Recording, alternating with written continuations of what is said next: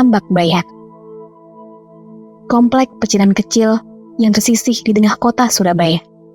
Komplek tersebut berada di Kelurahan Alun-Alun Contong, diapit oleh Kalimas di sebelah timur, dan Jalan Keramat Gantung di sebelah barat. Pemukiman yang dulunya berisi 100 keluarga, kini hanya tersisa 30-40 kepala keluarga. Tanah peninggalan seluas 3.800 meter persegi, kini hanya tersisa sekomplek kecil dengan rumah petak berukuran 4x6 meter persegi yang mengelilingi Tahyang, atau lebih dikenal dengan Istal Kuda. Bangunan khas itu yang dipertahankan oleh warga dari konflik berkepanjangan. Tanah ini setahunya ya kepemilikan orang Belanda. Sejarahnya kan banyak dari para akademisi yang pernah ke sini ke Tambak Bayan itu sebagai peneliti atau riset, ada yang sebagai tipe skripsi tentang kampung Tambak Bayan, tentang sejarahnya. Tahu kalau bangunan ini udah ada berdiri tahun 1866, terus terjadinya ekspansi orang-orang turunan Tiongkok, orang-orang Tionghoa ke Tambak Bayan. Salah satunya kakek nenek saya, itu tahun sekitar 1930-an kurang lebihnya. Dulu itu masih seperti kampung kumuh lah. Tempatnya itu agak bukan dari itu, pintunya juga dari papan yang bekas-bekas sesek-sesek itu. Lampunya 5 watt gitu. Jadi mandi sama itu berak itu ada di satu tempat aja. Penduduk mandi, cuci baju, cuci piring juga di satu tempat itu, sumur yang di belakang tahu toh. Ya dulu gak seberapa banyak ya. Datang dari daratan Cina itu cari tempat untuk bermukim di sini itu. Dapat di sini, tinggal di sini. Yang kurang lebih sekarang ada 40 lebih ya. Itu ke sini dan enggak semua sih orang Tionghoa itu kesini, kan banyak tempat di Surabaya. Kebanyakan dari suku Kenton, terdiri pekerjaannya tukang kayu, bengkel, itu penjahit, masak itu. Dan kebetulan kalau di Tambak Bayan ini mayoritas pekerjaannya tukang kayu. Tukang kayu, salah satunya juga kakek saya, terus ayah saya juga orang tukang kayu. Dan kebanyakan mulai ujung dari Jalan Tambak Bayan sampai ke Tambak Bayan Tengah itu kebanyakan tukang kayu. Dan bisa disebut kalau pengrajin, istilahnya pengrajin ya, seperti itu, hasilnya bagus gitu.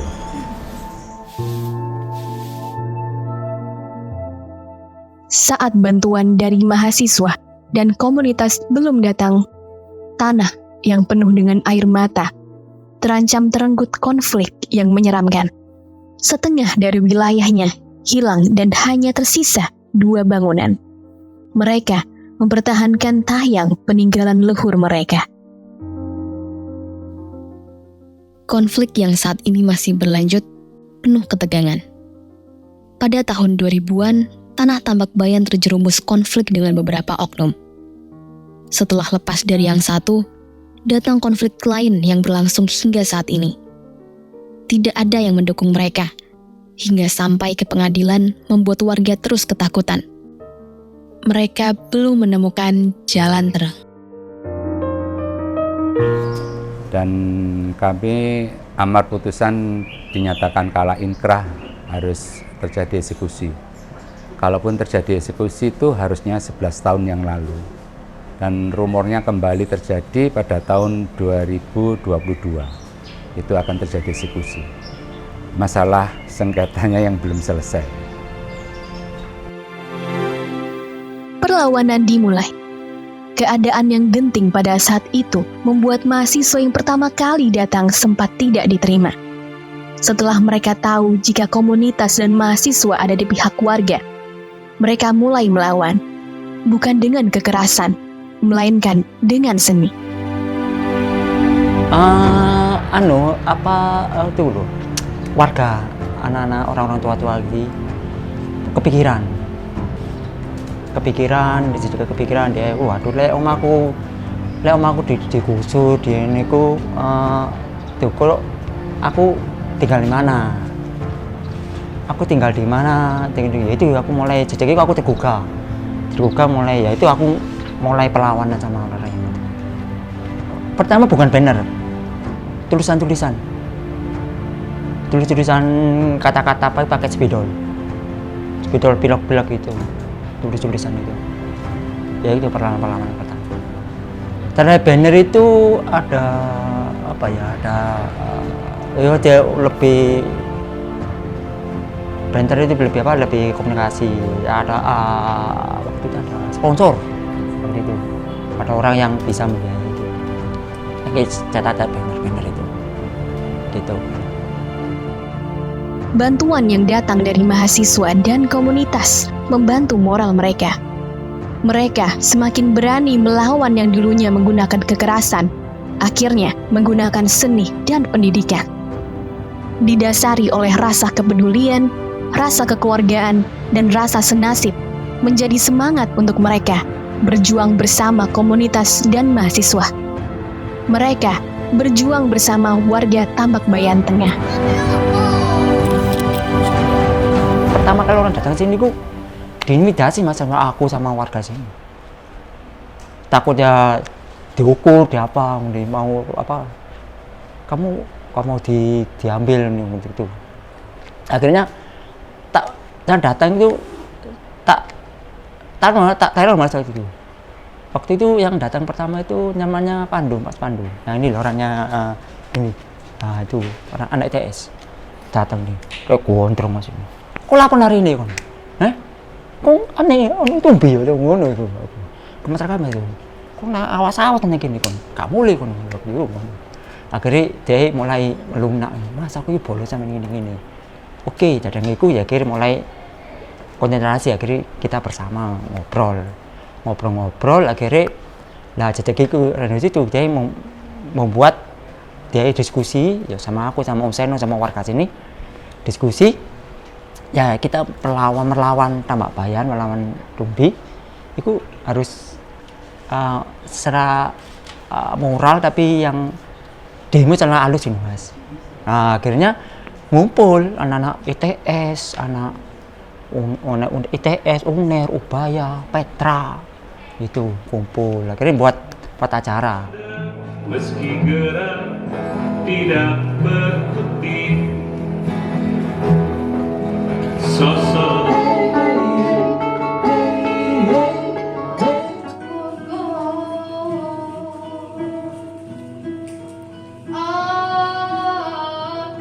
bikin acara di sini sama OHS waktu itu, Orange House Studio bikin acara di sini sekitar tahun 2011 kalau nggak salah.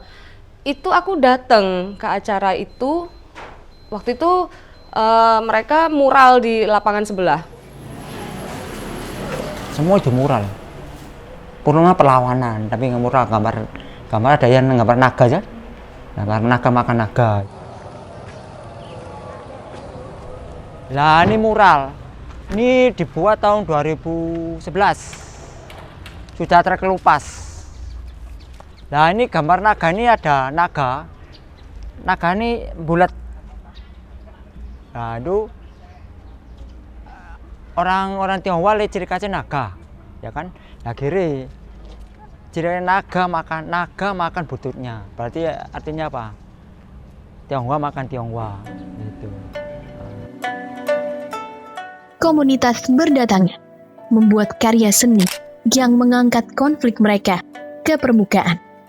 agar perjuangan warga Tambak Bayan didengar oleh semua orang. Salah satunya dengan karya dan pameran. Jadi waktu saya kuliah di ISI, saya bikin tesis soal Tambak Bayan, khususnya konflik sengketa tanah. Waktu itu saya bikin komik dari cukilan kayu. Ceritanya berlatar belakang kampung Tambak Bayan. Ya sejarah sampai konflik hari ini gitu. Nah ini karya saya waktu 2014. Ini karya awal saya. Waktu itu saya bikin komik ini pakai teknik cukilan kayu. Ya ini soal sejarah sampai kampung ini mengalami konflik sengketa tanah.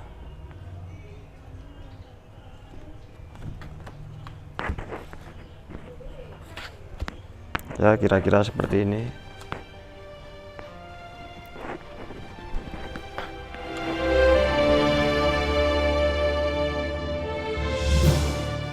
Kertas-kertas berterbangan, lampion yang bersinar, perjuangan yang tak pernah padam. Oke, jadi karya instalasi lampion yang di dalam rumah besar ini namanya judulnya Tired of Fighting atau Lelah Bertarung. Dulu karya ini dibikin kira-kira setahun yang lalu, itu waktu acara yang namanya Alter Shelter.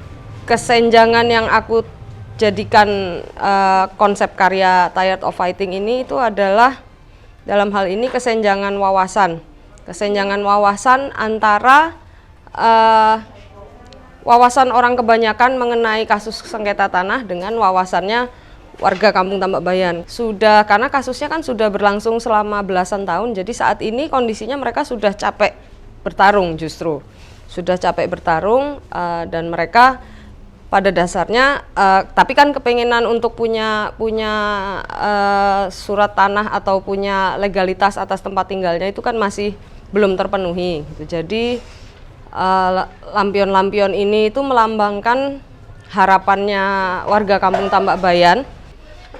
Itu simbolisasi dari melambungkan doa dan harapan Kampung Tambak Bayan. Bahan lampionnya ini aku pakai dari fotokopian berkas-berkas surat tanah, bukan berkas surat tanah, berkas-berkas sidang yang pernah dilewati warga Kampung Tambak Bayan. Jadi mulai dari berkasnya pengadilan negeri, pengadilan tinggi, sampai ke putusan Mahkamah Agung, itu kopiannya aku jadikan bahan untuk bikin lampion-lampion ini. Jadi sebetulnya pemilihan tempatnya sendiri itu merupakan bagian dari konsepnya. Biasanya orang melambungkan pada upacara Waisak tuh kita melambungkan lampion itu kan di luar. Tapi kondisinya dengan warga Tambak Bayan ini, mereka sudah berjuang belasan tahun dan masih kondisinya tuh sebenarnya masih buntu. Mereka belum ada jalan-jalan titik terang untuk membuat mereka bisa punya surat tanah atau legalitas tempat tinggal sendiri. Tapi ya yang namanya manusia tuh kan kita nggak boleh berhenti berharap. Jadi langit-langit bangunan ini itu adalah simbol dari mentoknya kondisi mereka sekarang. Tidak menyampingkan pendidikan, mereka juga datang sebagai tenaga pendidik untuk memberikan semangat dan ilmu demi masa depan yang lebih berwawasan. Awal pertama kali aku datang ke sini itu kalau nggak salah diajak sama teman-teman juga. Dulu ada teman-teman dari P3 itu pasukan pulang pagi. Terus habis itu aku diajakin kemari untuk mural akbar di tahun 2022 itu. Ya udah akhirnya mural di situ. Akhirnya bergabung sama teman-teman yang lain. Terus sampai dari situ belajar tentang sejarah yang ada di sini sampai saat ini. Latar belakang kebentuknya kelas-kelas itu adalah bentuk dari keresahannya teman-teman juga, karena pertama dari anak-anak ini tadi ada yang kadang, Mas aku ada PR nih, ya suruh bantuin mereka. Terus kadang juga mereka ngajak, ayo Mas main gitu kayak gitu. Terus ibaratnya ya Mas mainnya ya udah ayo main aja, main apa kayak gitu. komplek pecinan kecil di tengah hiruk-pikuk suasana kota metropolitan. Terlahir sebagai masyarakat minoritas tidaklah mudah. Memperjuangkan tanah peninggalan nenek moyang, mempertahankan sepetak tanah hunian demi tradisi dan budaya mereka. Memperjuangkan istal besar yang menjadi kebanggaan mereka merupakan sebuah tantangan penuh keringat dan air mata demi bangunan kebanggaan. Warga komplek pecinan Tambak Bayan Tengah adalah bukti nyata kerjasama antara komunitas dan mahasiswa untuk mencari solusi dan memecahkan masalah demi kebangkitan bersama. Bangkitnya moral dan ekonomi mereka di esok hari membuahkan senyum untuk anak, keluarga, dan cucu mereka. Ya, setiap beberapa teman-teman yang mengadakan acara yang di Tambak Bayan sini itu sangat-sangat membantu perekonomiannya warga yang ada di sini. Dan mulai dari situ warga mulai membuat kreasi-kreasi makanan yang baru ataupun yang makanan yang terdahulu belum ada diangkat kembali, seperti itu. Sangat membantu sekali teman-teman komunitas atau siapapun yang membuat acara di sini itu sangat-sangat membantu. Untuk kedatangan para mahasiswa di sini tuh sangat banyak membantu untuk perekonomian, karena kan ada banyak kerjasama dari beberapa mahasiswa dari fakultas-fakultas lain yang melakukan kegiatan di tempat sini sehingga bisa membantu UMKM di tempat sini, di Tambak Bayan khususnya ini. Gitu. Terus kemudian karena sekarang kan era setelah COVID itu kan menurun, ya toh. Terus dengan adanya para mahasiswa ini setelah COVID ini ada peningkatan kembali gitu. Mbak Lani atau Frau datang kemari itu pas acara Festival Lampion di Tambak Bayan. Terus habis itu pasca itu adalah itu tiketing.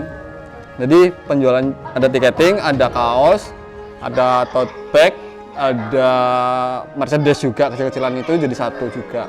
Nah itu hasil dari penjualan tiket dan segala macam yang ada di festival itu tadi, itu kembali lagi ke cari teman-teman yang ada di Tambak Bayan.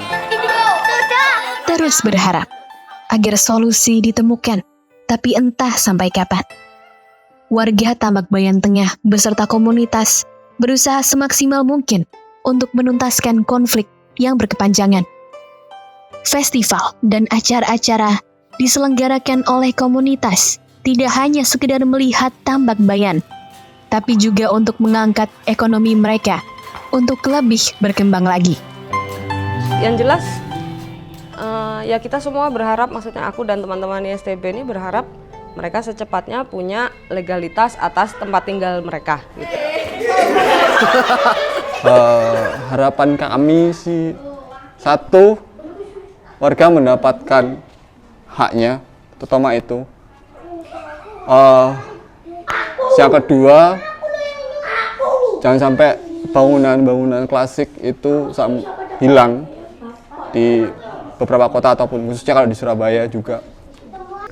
Harapan saya sih berharap bahwa warga Tambak Bayan ini bisa lebih maju daripada yang lalu-lalu dengan adanya para mahasiswa ini yang cukup banyak membantu gitu. Mungkin dari ekonominya, terus kemudian dari segi pendidikannya gitu, atau secara lingkungan, maksudnya kebersihan lingkungan dan pendidikan gitu aja. Kalau yang saya dengar dari kelas angkasa itu kan lebih banyak condongnya ke anak-anak SD gitu loh. Jadi ya kemungkinan sih bisa lebih ditingkatkan lagi atau mungkin lebih yang ke SMP gitu juga bisa gitu diusahakan. Terakhir-akhir ini banyak membantu ekonomi karena kan mereka mengadakan kegiatan terus untuk kayak konsumsi itu yang ngambil dari warga gitu loh. Ya tetap terjalin hubungan silaturahmi ketika mereka waktu zamannya mereka masih mahasiswa. Saya pernah mengatakan jangan tinggalkan warga Tambak Bayan, karena suatu saat warga Tambak Bayan masih membutuhkan. Itu kan terjadi pada yang tahun kemarin di mana adanya rumor yang akan terjadinya eksekusi ke warga gitu loh, Mas. Jadi dengan berita gitu aja langsung mereka itu langsung empati mereka luar biasa, banget luar biasa. Ya harapan dari Tambak Bayan itu ya semakin makmur lah. Sekarang kan sudah berubah banyak yang pergaulannya dengan pribumi sudah bercampur sudah. Untuk warga pribadi terus semangat aja deh. Aku agak apa ya, sorry ya. Kalau aku berbicara sama warga pun aku empatiku langsung terpanggil juga itu loh. Aku merekspresikan kayak ketika rumahku di sini dengan kejadian seperti ini, apa yang harus aku lakukan? Ya empati, hatilah yang terpanggil di situ. Aku pesannya semangat terus, itu sih. Jangan sampai jangan sampai sejarah ini, budaya ini jangan sampai hilang.